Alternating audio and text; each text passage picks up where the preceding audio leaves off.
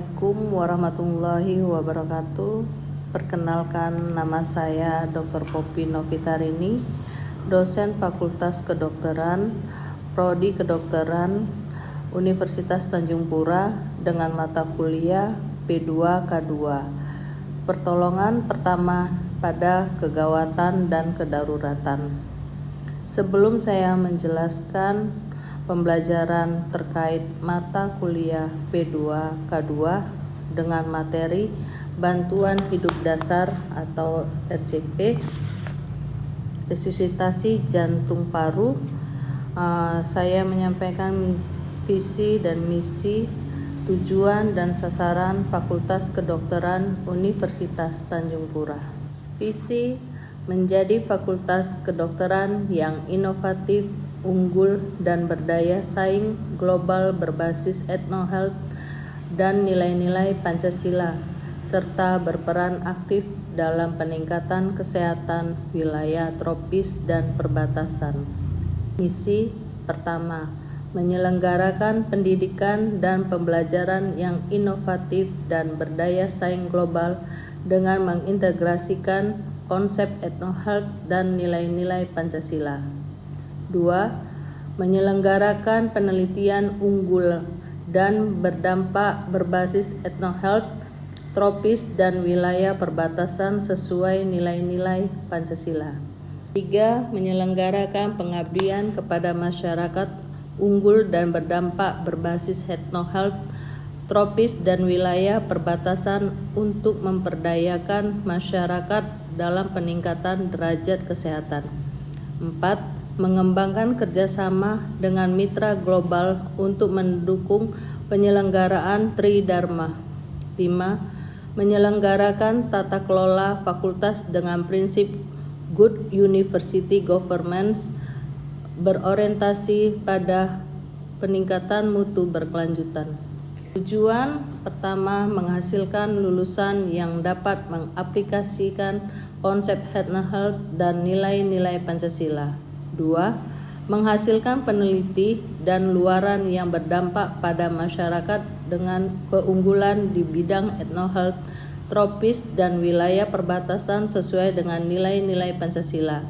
3. Menghasilkan luaran pengabdian kepada masyarakat yang berbasis ethno-health, tropis dan wilayah perbatasan yang berkontribusi nyata dalam peningkatan kesehatan masyarakat terintegrasi dalam pendidikan dan penelitian. 4. Menghasilkan jejaring kerjasama global dalam pelaksanaan Tridharma yang berkelanjutan. 6. Menghasilkan tata kelola fakultas yang transparan, akuntabel, responsibilitas, independen, dan berkeadilan. Sasaran pertama, lulusan unggul berdaya saing global berbasis ethno-health dan nilai-nilai Pancasila. 2. Penelitian unggul bidang ethnomedicine, etnofarmakologi, dan ethnonursing. 3. Pengabdian masyarakat berbasis ethno-health di wilayah tropis dan perbatasan. 4. Jejaring kerjasama global dan lokal yang berproduktif. 5. Tata kelola fakultas transparan dan berkelanjutan. Pada kesempatan yang baik ini saya menyampaikan salah satu proses pembelajaran mata kuliah P2K2 yaitu Bantuan Hidup Dasar. Sub CPMK, kemampuan akhir yang direncanakan mahasiswa mempraktekkan prosedur keterampilan klinis dasar pada modul pertolongan pertama kegawatan dan kedaruratan. Bahan kajian materi pembelajaran: 1. Kuliah pengantar keterampilan klinis. 2. Bantuan hidup dasar. 3. Resusitasi jantung paru atau RCP. Bentuk dan metode pembelajaran atau media dan sumber belajar itu: 1. Ceramah interaktif. 2. Demonstrasi. 3. Simulasi dan pada manekin. Pengalaman belajar mahasiswa yaitu: 1. Mahasiswa mendapatkan pengarahan mengenai keterampilan bantuan hidup dasar atau BHD dan RCP. 2. Mahasiswa melakukan simulasi BHD dan RJP. Kriteria dan bentuk penilaian: mampu melakukan pemeriksaan fisik sesuai rubrik pada panduan tindakan BHD dan RJP. Indikator penilaian yaitu ketepatan melakukan BHD dan RJP. Kita mau sharing-sharing aja ya untuk mata kuliah P2K2 tentang resusitasi jantung, paru, dan otak RJPO ya.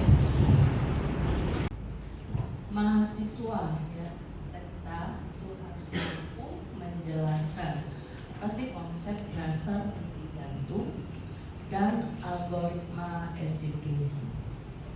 Kedua, mahasiswa mampu kita bisa mendemonstrasikan kompresi ya, yakni kompresi dada yang berkualitas tinggi. Jadi kita harus tahu high quality CPR-nya. Ketiga, mahasiswa itu mampu mendemonstrasikan teknik pembukaan jalan napas ya, triple apa? Manuver ya. Oke, triple manuver. Apa aja? Satu.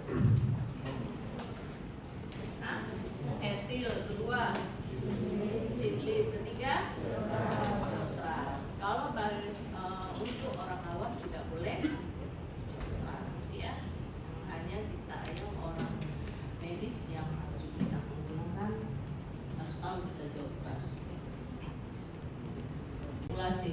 Tapi sekarang si AB ya, sirkulasi dulu, baru RW, baru inti. Kemudian advanced life supportnya itu ALS, D-nya itu drug, E-nya EKG, F-nya fluid cairan ya. Kemudian CPR pencatat itu sama ya. Nah ini kenapa sih kita harus tahu juga, orang medis juga harus tahu ya. PLS ya, bantuan hidup dasar itu tujuannya untuk semua tindakan yang harus segera dilakukan dan bertujuan untuk menghentikan proses yang menuju kematian ya, karena hipoksia ya. Nah, jadi kita harus bisa, dan kita ini golden time, ada golden periodnya, oke? Kalau berhenti 3 sampai 4 menit itu otak akan mengalami kerusakan karena hipoksia. Kenapa? Kekurangan oksigen. Kenapa? Karena darah mengikat oksigen. Jadi kan mengantar kan, darah mengantar ke seluruh tubuh. Tapi karena kurang oksigen, jadi terjadi hipoksia. Dan otak pun juga harus perlu juga oksigen ya. Kemudian PLS yang dilakukannya itu aliran darah yang berhenti 6 sampai 9 menit akan mengakibatkan kerusakan otak yang permanen. Kenapa? Otak itu akan terjadi iskemik ya, iskemik. Jadi lama-lama jadi permanen. Jadi mati permanen ya.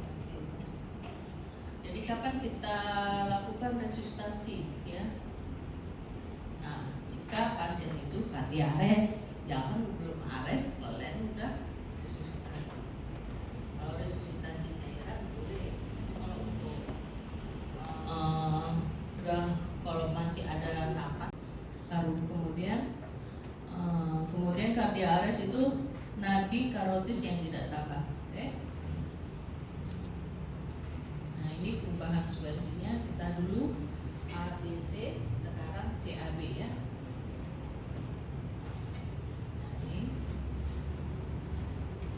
Nah, sekarang C-nya itu sirkulasi ya, di C jantung ya. Kompresi. Ya, kompresi jantung, posisinya bantuan harus segera kita lakukan di tempat kejadian. Kalau dia kejadiannya di luar, kita kerjakan di luar itu, kejadian itu. Ya, kalau dia di rumah sakit, bukan di rumah sakit. Nah ini bedanya ya, ICA itu di dalam ya, dan OCA itu di luar rumah sakit. Jadi ini kita cari ya di mana sumbernya. Nah ini kan, kemudian panggil Kodlu, aktifasikan. Kalau di rumah sakit kan ada Kodlu ya.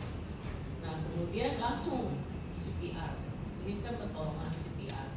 Kalau udah CPR udah nggak respon, kita kasihkan defibrilasi ya. Kemudian ini perawatan, kalau dia ada respon, ada nadinya, udah ada jantungnya, ada napasnya, itu kita aktifasi dulu, panggil pertolongannya, kemudian panggil nah di sini berapa? 118 ya, bulan. 119.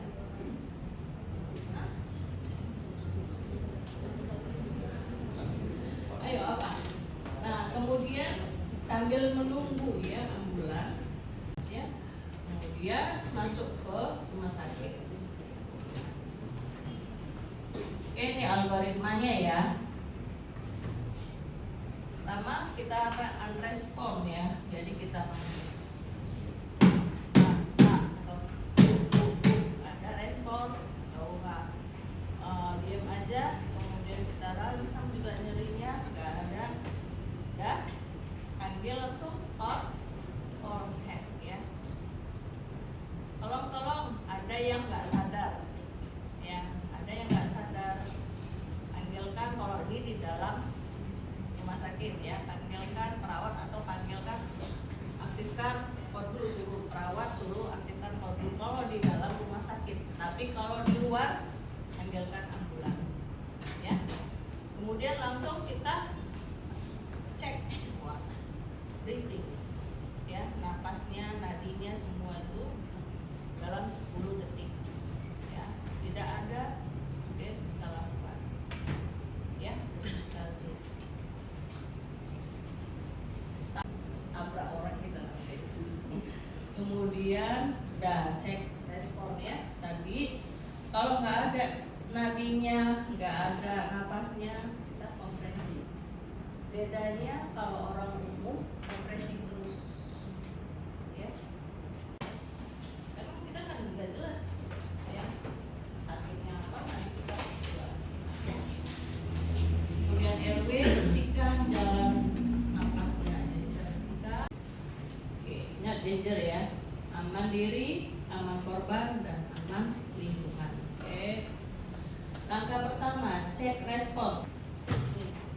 Ini Allah menciptakan kita ini kuat nih ya, jadi bisa untuk lakukan RJP. Dia di tengah payudara ya, pegang ini digenggam nih, tumit yang ini tangannya langsung di sini ya, ini kita tegak lurus. Nah, nanti ini oke. Kemudian ingat ya, kalau satu siklus tangan kalau bisa capek kita, jangan pindah dari dada korban untuk bagi dua penolong ya. Jadi tunggu dia standby udah ready ya, ready. Yang biasanya dari sini ya, dari sini kan mulut ya, kan di dua penolong, satu di RW, satu di kompresi ya. Jadi karena dua penolong dia capek mungkin ya kan, RJP dan gantian. Kemudian yang ini yang dari RW pindah ke dulu sini standby, yang satu langsung kemari, yang satu ke belakang langsung dia kemari bergerak, yang penolong kedua langsung RJP. Jadi tidak ada berhenti. Nah ini ya, ini kita belajar digit 1, 2, 3, 4, 5, 9, atau ada yang 1, 2, 3, 4, 5, 1 ya. Pokoknya semuanya totalnya 30 kali pijitan dan 2 kali ventilasi.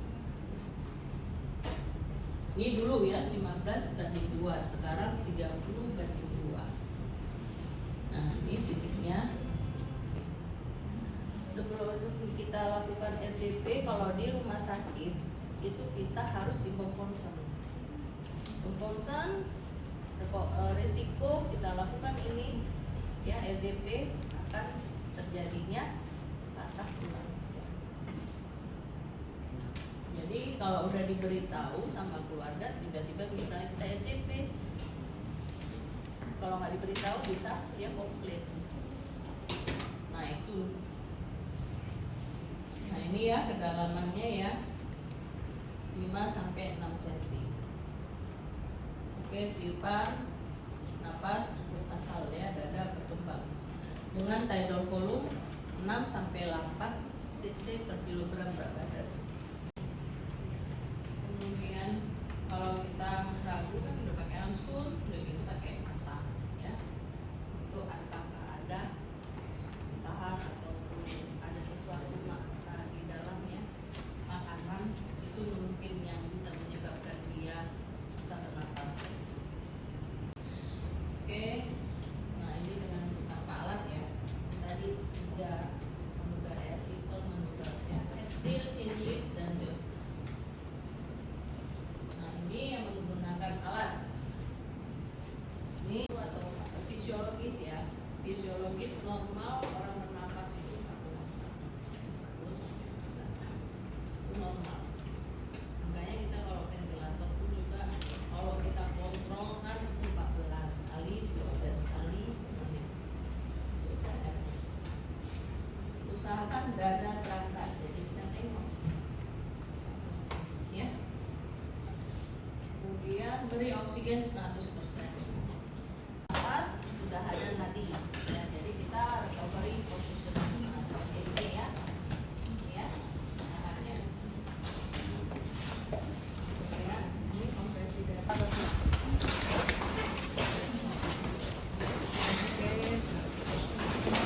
Ini tumit ya. Tumit. Permisi guys. Ini di steril. Pokoknya kalau memang apa kan, coba tengok aja puting dadanya. Ya puting susunya, ya di tengah-tengah ini dia. Mas memang ada tempat.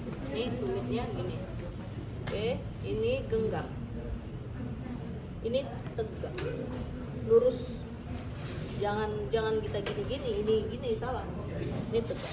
Jadi kita bawa up strong ya. Ini down strong, up strong, down. Ya. Sampai 30 kali. Kalau satu penolong udah 30 kali langsung gini. Nah, ya. 2 kali. Pijit ininya. Ya, pijit hidungnya. Oke, ini buka. Langsung lagi ya. Sampai 30 kali. Paham? Hah? Paham ya? Coba mulai. Lagi ulang. 1, 2, 3, 4, 5, 6, 7, 8, 9, 10. 2, 3, 4, 5, 6, 7, 8, 9, 2, 3, 4, 5, 6, 7, 8, 9. Ini 2 kali. Oke, ada lagi? Ayo coba. Oke, ada. Pokoknya kamu tahu kan 5 cm ya. Dari sini pun juga bisa. Ini nggak jalan.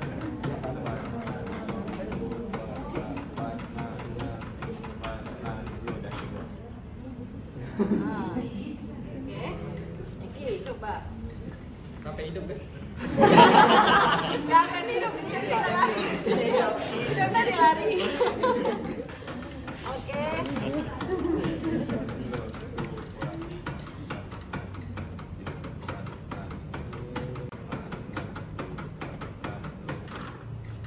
Oke, kalau dia sudah 5 siklus, cek ulang lagi ya. Napasnya, nadinya ya. Kalau dia belum ada, kita lakukan lagi ya. Kalau dia sudah ada, berarti kita posisi Recovery. ya, recovery position. Oke, paham? Paham semua? Oke, siap.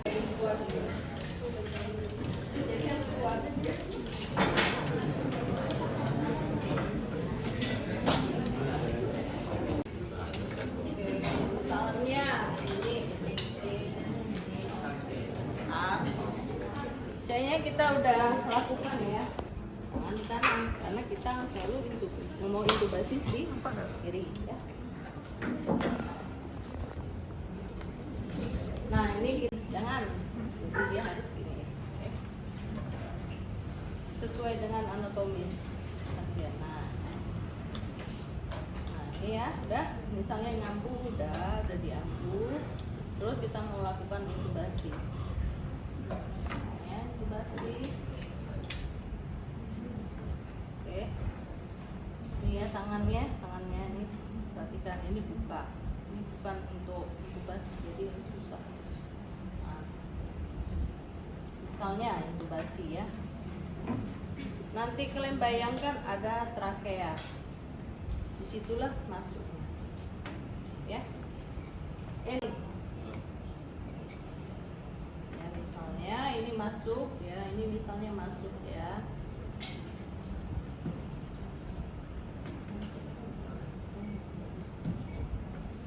Misalnya ini masuk.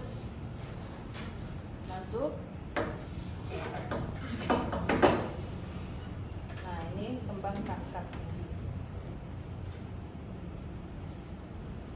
Kembang kakapnya buka, kemudian kita masukkan ke sini. Dah, kita ambung. Tapi sambil kita menunggu ambungnya, kita lihat, dengarkan suara napasnya sama nggak kanan dan kiri. Kalau sama, berarti udah pas. Kalau dia nggak sama, besar sebelah misalnya kanan sebesar kanannya lebih besar, nah itu kita angkat ya. Kalau nanti kiri yang lebih besar, ya, paham ya? Nah, ini kita follow, sambil kita lihat ini dadanya, kembangnya sama nggak tingginya, ya? Kapan RCP dilakukan? Korban bernapas normal, ya. Kapan berhenti? Kapan berhenti RCP? Korban bernapas normal, batuk atau bergerak, kemudian ambulans atau petugas yang lebih kompeten ya, untuk mengambil alih RCP kita, ataupun kita kelelahan ya, namanya manusia juga ya, kita juga ada letih dan tidak dapat melanjutkan RCP, kondisinya tidak aman untuk melakukan RCP. Permintaan dari keluarga, udah dok, stop aja, kami udah ikhlas, kata itu bisa ya. Ini obat-obatan ya, emergensinya adrenalin, amiodaron, lidocain ya. Oke. Jadi kita buat mau cabut ekstubasi ya namanya ya, cabut ETT. Nah, ini kita kempeskan. Ini kemudian kita kasihkan lagi dia oksigen. Kita kasihkan dia oksigen. Napas dia, biar napas dia sendiri. Ya, sampai bagus napasnya baru kita lepas kalau kita mau ekstubasi ya. Oke, paham ya? Oke, dah. Dari tadi sudah capek. Jadi syaratnya itu karena ini, karena bocor ini kita tutupin. Nah itu dia ya. Ini ekstensi, nah, naik. Wah. Oke, dah itu dia kuncinya. Oke, dah. Makasih banyak dokter. Ulang lagi kita periksa ada nggak nadinya, ada nggak napasnya. Kalau nggak ada respon lagi, RCP lagi sampai kita lelah, sampai kita capek ataupun yang nunggu datang kordunya datang yang lebih kompetensi dari kita. Itu alat-alat mudah.